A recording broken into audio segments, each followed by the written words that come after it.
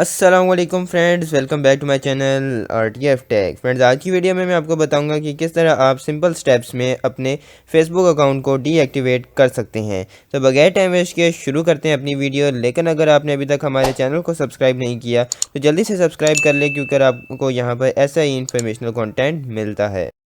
तो सबसे पहले आपने आ जाना है फेसबुक पर। यहाँ पर आने के बाद आपने साइड पे ये जो 3 डॉट्स नज़र आ रहे होंगे, इन पे कर देना है क्लिक। थोड़ा सा नीचे स्क्रॉल डाउन करेंगे तो आपको यहाँ पर एक ऑप्शन नज़र आएगा सेटिंग्स एंड प्राइवेसी का, इस पर क्लिक कर लें। यहाँ पर काफ़ी ज़्यादा ऑप्शंस आ जाएंगे, तो थोड़ा सा आपको पहले नंबर पे ये सेटिंग्स वाला ऑप्शन मिलेगा, इसके ऊपर क्लिक कर दें। जैसे ही आप इस पर क्लिक करेंगे तो कुछ लोडिंग होगी और आपके पास कुछ इस तरह का इंटरफेस सामने आ जाएगा। अगर आपके पास यहाँ पर आपको एक ऑप्शन मिलेगा मेटा अकाउंट सेंटर, अगर ये आपके पास शो नहीं हो रहा तो इसका प्रॉब्लम ये है कि आपको प्ले स्टोर से जाकर अपने फेसबुक को अपडेट कर लें। अपडेट के बाद ये वाला ऑप्शन शो होगा, तो फिर आपने इस पर क्लिक करना है। इस पर जैसे ही क्लिक करेंगे तो ये मेटा का जो इंटरफेस है वो आपके सामने आ जाएगा। इधर इसके बाद आपने नीचे से थोड़ा सा नीचे जाना है और यहाँ पर पर्सनल डिटेल्स का ऑप्शन होगा, इस पर क्लिक कर लें।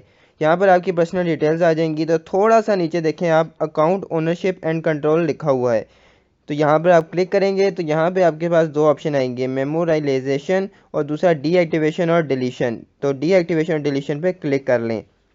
अब जैसे ही आप यहाँ पर क्लिक करेंगे तो आपने अपना अकाउंट सेलेक्ट कर लेना है।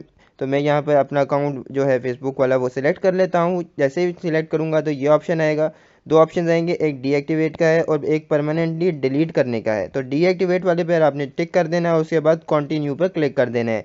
जैसे ही आप कंटिन्यू पर क्लिक करेंगे तो इसके बता रहा है कि साथ ही साथ आपके जो इस अकाउंट के साथ पेजेस बने होंगे वो भी परमानेंटली डीएक्टिवेट हो। उसके बाद आप कंटिन्यू पर क्लिक करेंगे। यहाँ पे जो ऑप्शन है कंटिन्यू पर क्लिक करने के बाद ये आपसे आपके अकाउंट का पासवर्ड पूछेगा और आपका अकाउंट डीएक्टिवेट हो जाएगा।